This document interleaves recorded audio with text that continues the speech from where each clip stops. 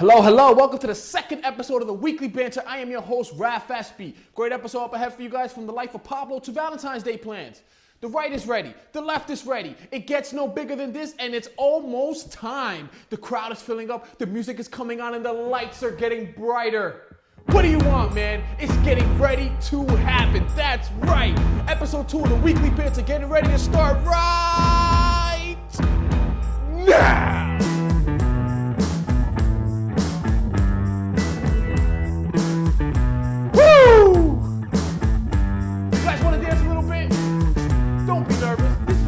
This is recorded. This is how we do it here, baby, on the Weekly Banter. You guys get ready for a wonderful show. I'm happy to be your host.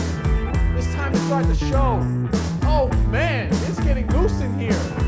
Second episode of the Weekly Banter getting ready to start right now. Peace!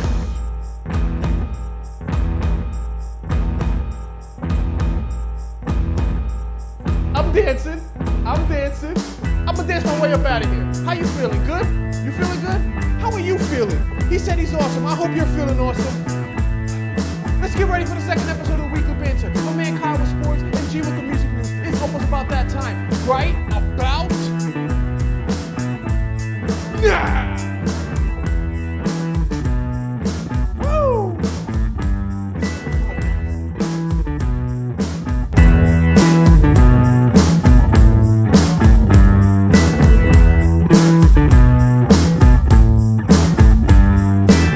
Last week, an 18-year-old Florida man was arrested for allegedly practicing medicine without a license. He was the head of his own practice, which employed 2 employees. Okay, what? I have so many questions. Question 1, how? Question 2, who were his employees?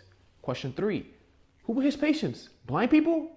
Weren't they suspicious when he recommended to get a balanced breakfast, but then he immediately suggested Apple Jacks? Question 4, he was like one of those kids who just look really older than what he really is, right? Let's just take a look at the picture.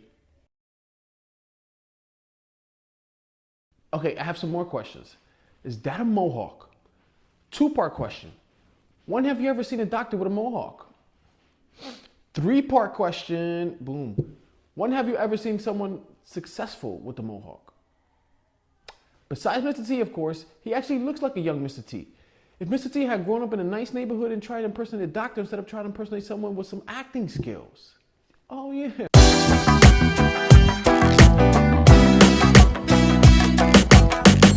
If you've been living under a rock or on a rock, a few weeks ago, the most compelling time-tested conspiracy theory came back around. The flat earth theory. See what I did there? Rapper B.O.B. went on a Twitter rant explaining how the earth is flat. I would have given him some of my time, but as soon as I did some research, I realized that Tilla Tequila is also a flat earther. But I wrote on, until I found this. I Googled flat earth theory, and I clicked on the 3rd website and navigated onto the site, and then clicked on conspiracies and cover-ups. And I got this. This page is under construction. Please come back when we have our act together. What?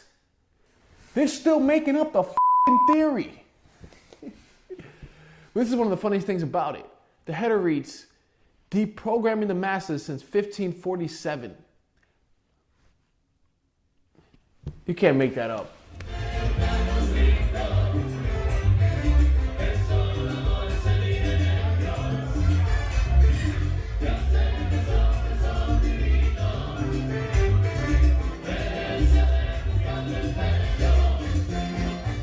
Valentine's Day.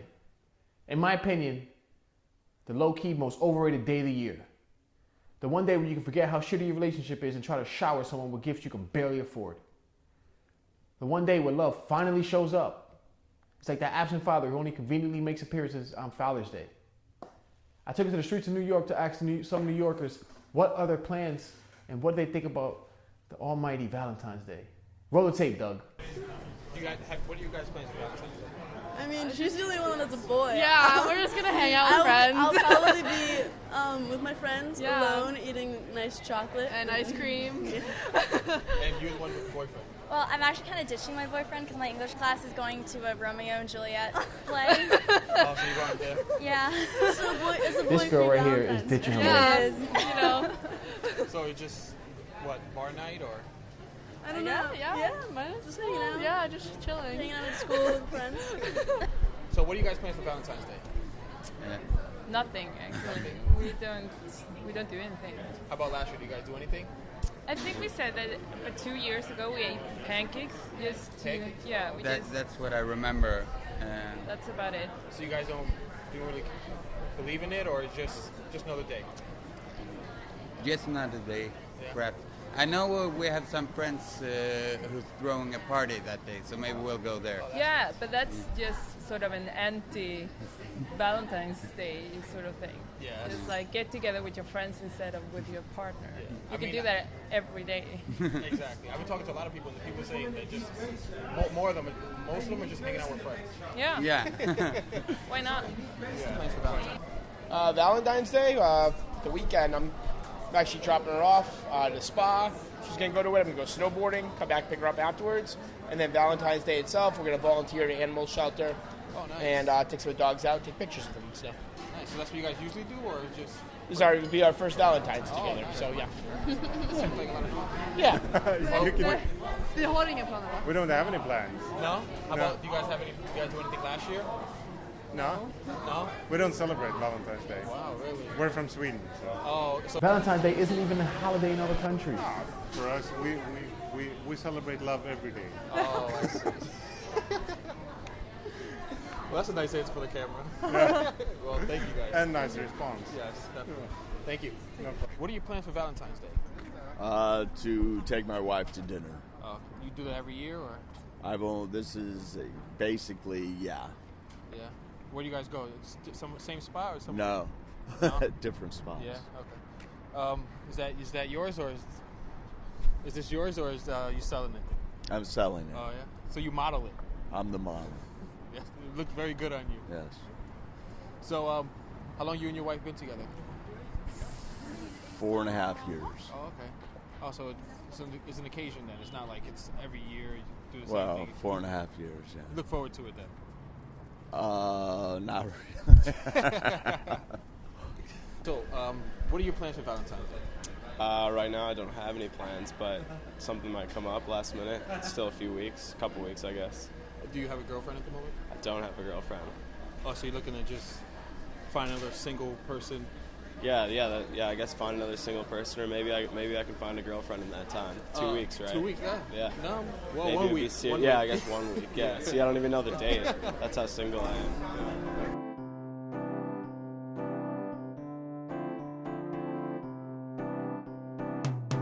So that was it. It was mostly a lot of people not having the really romantic plans that everyone intended or suspected or initially wanted. They're just mostly hanging out with their friends.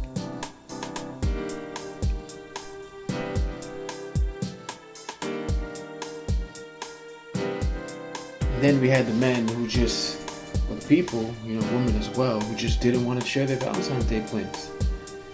It was like, they were holding a huge secret from the world. Like, if somebody heard it, their plans are ruined, And I was a little frustrating. It felt a lot of times like I was just like speaking to a statue. It felt a lot of times like this interview right here.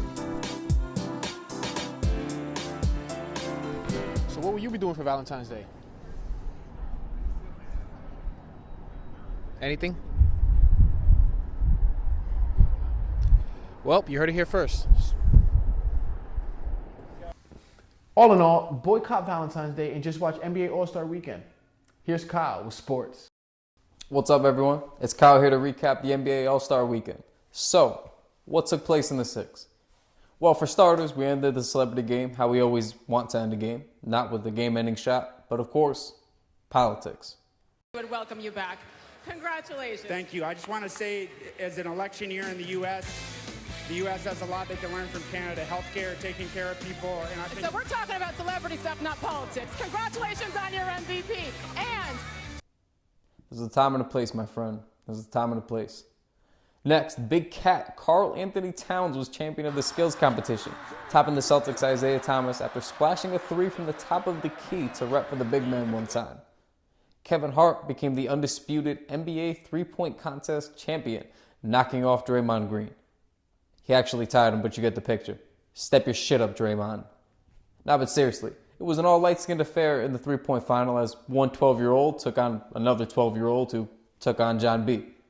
The young sharpshooter from the Suns, Devin Booker, went toe-to-toe with the snipers that are known as the Splash Brothers, Stephen Curry and Klay Thompson. Klay wasn't playing around this year, and though Steph didn't go down quietly, Klay emerged victorious.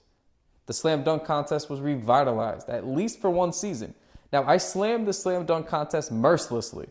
No pun intended, because I am white and, well, I can't slam. And I touted the three-point contest the newly minted king of the NBA's most important weekend. Now, I, like most, I assume, were pleasantly surprised by what I saw. Zach LaVine and Aaron Gordon put on a show for the ages. Zach was leaping from the free throw line, and Aaron Gordon was pole vaulting over the Orlando Magic mascot. I still believe strongly that the three-point contest should be the final contest of the night, especially with how the game has evolved, but to each their own. Let's just hope we see these two back in the contest next year. Finally, in the all-buckets game, I mean the no-defense game, I mean the All-Star game, where Drake ruined quite possibly one of the greatest photos we'll ever see. Paul George came within a point of breaking the record for most points scored in a single All-Star game, but Popovich denied him his prize, ordering some stiff on-ball pressure in the closing minutes to ensure that record stayed put. Pop's gonna pop, though. Westbrook walked away with the MVP, but the biggest gripe was that no defense was played. Really? In the NBA All-Star game?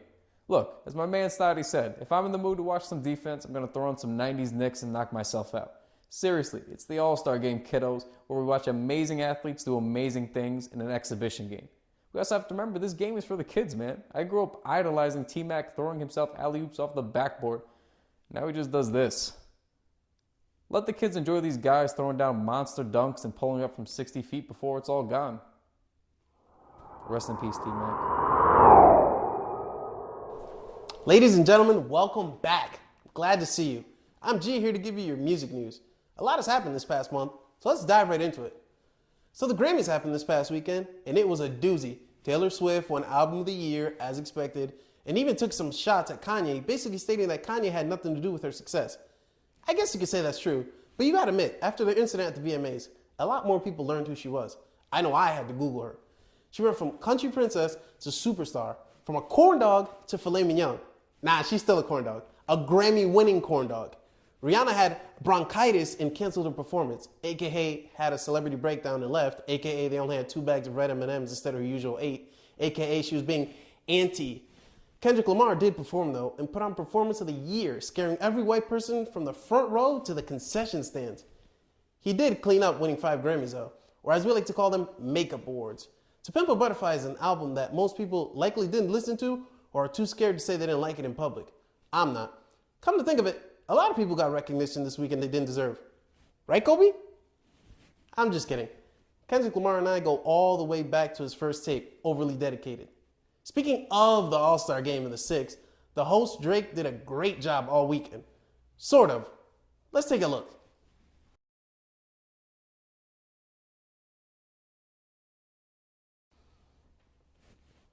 This is sad. The 6 guy deserves more respect than that. Kobe, he had your face on his jacket, for Christ's sakes. What more do you need? At least give the man a high five. If I'm Drake, I'm dropping an 8-minute freestyle ripping both of them. He did drop Summer 16, though, with some light jabs directed towards the walking L that is Meek Mill. Matter of fact, he threw some shots at everyone. From Tory Lanez. Yes, I know you're wondering who the hell Tory Lanez is. Google it. To Jay, all the way to even Kanye's pool. I'm kind of tired of the Meek shots. That's just shooting a dead body at this point. Leave that man alone so he could be a good stay-at-home wife. Back to Tory Lanez for a second. If you're unfamiliar with Tory Lanez, he was mentioned in Summer 16. Tory countered by saying this. I don't know what that man has against me. I'm getting money over here. I'm good. I'm young. I'm finally in a position to feed my family. Please don't try to take that away from me. All I want to do is rap, you know, and I'm a big fucking Drake fan. Okay, I can respect that. Get your money. But let me show you why he should stay in the new Toronto. One thing, no matter what, it's always calculated.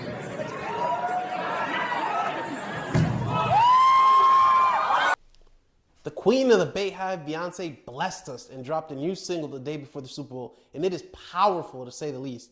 The sinking cop car, the police with their hands up, strong stuff. One thing in particular, though, touched me here. The Red Lobster part. You're speaking to me now, girl. I almost yelled out a large yes while hearing it. Listen, I don't even eat seafood, but guess where I got taken to this weekend? Yup, you're real. Now I just need you to make a remix and throw 2K and Madden references in there, okay? Thanks. So do you guys remember that last episode when I was making fun of Kanye and how his next album might be whack? Well, I lied. The album is called So Help Me God. No, Swish. I'm sorry, Waves. Oh my God, I'm so sorry. It's called The Life of Pablo and it's fire. It gets 4 G stars. I listen to Ultralight Beams every morning before I get out of bed, and I swear I levitate to the bathroom. Kanye is a wizard, I swear. Somehow, some way, he was able to find someone who sounds exactly like Future and even has the same ad-libs. Oh, you didn't know that wasn't Future? It's okay. He got me too. He even got me to download Chance the Rapper's mixtape. Exactly. Okay, Kanye, this is going way too far. The album is fantastic and I highly recommend it. Well, this has been G with your music news. I'm out. Prior to G going on tonight, he had a meltdown. He's been very stressed of late, trying to get the show ready, and it happens. The following audio is from a crew member here on set. We here at the Weekly Banter have decided to release the audio before anyone else can get a hold of it. Here's the audio. Look at that shit. They took the stage off the Weekly Banter without asking me. Now I'm bummed. That and Kyle. Fake ass. Now I ain't gonna do this. We breaking the internet. I went through 6 weeks of this. Let's get to it, bro. Let's get to it, bro. Are they easy? Bro, by 50%. Ebro, Rosenberg, Charlemagne, and Sway Martinez, by 50% more influential than any other human being. Don't with me. Don't with me. Don't with me. By 50%, dead or alive. By 50% for the next 10 weeks. Charlemagne, G. That's our show. Tune in next time. Right Fast be signing off. Peace. The show ends now.